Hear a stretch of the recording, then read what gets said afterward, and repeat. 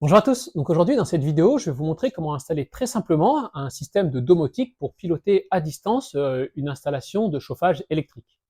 Vous verrez dans cette vidéo qu'il n'y a pas besoin ni d'être électricien ni d'être expert des systèmes de domotique. Il y a des règles à suivre, mais on va faire tout ça pas à pas. Donc ce tutoriel il se divise en deux grandes parties avec tout d'abord la présentation d'une installation de domotique qui fonctionne sous Zigbee et notamment l'installation de la passerelle. Et ensuite, on installera ce qu'on appelle les modules ou les actionneurs des radiateurs et on verra comment finaliser l'installation sous l'application Symfonix.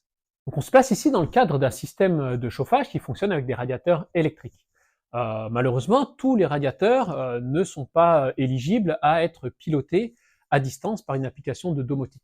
Le cas le plus courant que vous allez rencontrer, ce sont les très vieux radiateurs de type grille-pain, les vieux convecteurs, qui eux, en fait, fonctionnent de manière mécanique, c'est-à-dire qu'il faut bouger un bouton, appuyer sur on/off, par exemple, malheureusement, ils ne sont pas programmables à distance. Nous, les radiateurs sur lesquels on va travailler ici, ce sont des radiateurs programmables qui disposent notamment de ce qu'on appelle un fil pilote. Le fil pilote, c'est un fil noir qui se trouve dans la gaine électrique du radiateur, en plus des fils rouges et bleus qui représentent la phase et le neutre du radiateur. Donc ce fil, le fil noir, c'est ce qui va permettre de donner des ordres assez simples en fait au radiateur. Donc ça peut être un pilotage de la température, mais également sur des programmes de type éco, confort ou hors-gel. Avant de passer à la mise en pratique, il est important de bien comprendre comment fonctionne une installation de domotique. Il faut savoir que c'est complètement commun à quel que soit le type d'appareil que vous voulez piloter, que ce soit des radiateurs, un éclairage, des volets roulants, des détecteurs d'ouverture de porte, etc., etc. Alors en fait, l'installation, elle va se décomposer en deux grandes parties, avec d'un côté ce qu'on appelle la passerelle, et de l'autre côté tout ce qui est les modules qui vont donner des ordres à vos appareils. Donc la passerelle, c'est ce petit boîtier qui va être connecté à la box internet de la maison. En fait, ce qu'il faut comprendre, c'est que c'est le seul appareil qui, lui, va être connecté à Internet, qui va centraliser tous les ordres qu'on va vouloir lui donner via l'application, donc par exemple Symfonix ou Tuya Smart Life, et qui va ensuite les redispatcher vers les modules qui contrôlent les appareils connectés, comme les radiateurs, les éclairages, etc. etc. Nos modules, les modules de ce type qu'on va installer sur nos radiateurs ou sur nos lumières, tout ça, ils vont former ce qu'on appelle un maillage Zigbee, donc au sein de la maison. Et en fait, chaque appareil Zigbee va pouvoir servir de relais les uns avec les autres. Le point important, c'est surtout que le signal Internet arrive bien à la passerelle et qu'il y ait bien un maillage ininterrompu entre chacun de mes appareils connectés. On peut utiliser ce qu'on appelle des relais, des répéteurs de signal Zigbee, c'est-à-dire que, imaginons que mes radiateurs, à un moment, j'en ai un qui est très très éloigné des autres, je peux mettre un petit répéteur, donc un peu comme un répéteur Wi-Fi, qui va permettre de couvrir mon réseau Zigbee. Donc là, vous avez une passerelle, donc peut-être vous avez des modèles différents, mais le principe est souvent le même. Donc on va la déballer ensemble. La passerelle ici, elle a l'avantage de disposer à la fois d'une connexion Wi-Fi vers la box, soit de pouvoir être connecté via un câble, c'est-à-dire via un câble Ethernet qui vous est fourni dans la boîte. Il existe des modèles de passerelle qui ne fonctionnent que par Wi-Fi. Et en fait, dans un cas très particulier, en fait, ce type de passerelle ne va pas fonctionner, notamment lorsque la box Internet dispose d'un Wi-Fi qui est très récent, donc les Wi-Fi qui fonctionnent sur des bandes de fréquence en 5 GHz, alors qu'aujourd'hui, la plupart des applications de domotique fonctionnent en 2,4 GHz. Donc, lorsque vous n'arrivez pas à établir une connexion Wi-Fi de la passerelle vers la box, vous pourrez toujours vous connecter via le câble Ethernet.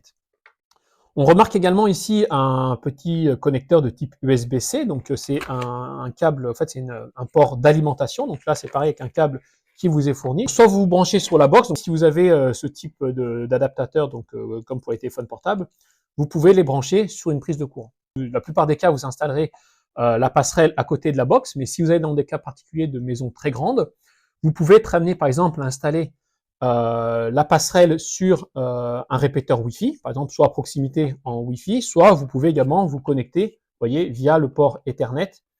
Donc là, on va commencer par un premier cas avec une connexion par filaire, par Ethernet. Donc ça, la plupart des cas, je pense que ça se passera comme ça, notamment si vous êtes dans des appartements où il n'y a pas de problème de maillage, de portée du Zigbee et du Wi-Fi. Donc je commence par connecter au secteur sur l'USB-C ma passerelle, vous voyez, hop, donc là, ma passerelle, elle s'allume, elle commence par clignoter. Je vais l'installer donc en Ethernet. Donc là, je le connecte à mon port Ethernet. Vous voyez là, ma passerelle, elle commence à connecter. Vous voyez ici, comme sur la plupart des appareils Zigbee, j'ai un petit bouton, souvent qu'on dit reset, mais qui sert un peu à établir notre connexion. Donc là, ce qu'on va faire, c'est qu'on va tout faire sur l'application Symfonics. Donc à présent, on se retrouve sur le téléphone de la personne chez qui vous faites l'installation. Donc là, on va simplement télécharger l'application Symfonics.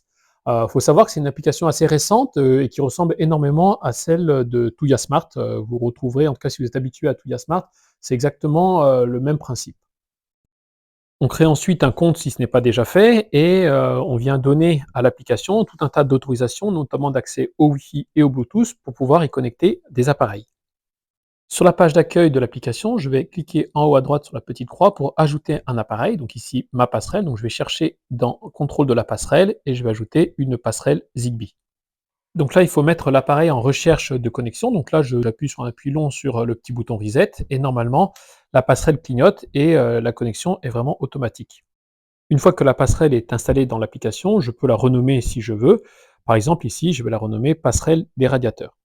Donc à présent, je vais vous montrer exactement la même opération, mais pour une installation en Wi-Fi, c'est-à-dire sans câble Ethernet branché. Donc là, je fais pareil, je vais ajouter un appareil. Donc là, j'ai de la chance que l'appareil est automatiquement détecté par l'application. La seule différence avec le câble Ethernet, c'est ici qu'il faut que je sois connecté sur mon téléphone au Wi-Fi auquel je veux connecter la passerelle. Donc là, je vais renseigner les informations de connexion, notamment le mot de passe. Ensuite, l'installation de la passerelle dans l'application suit exactement le même cours que dans le cas précédent.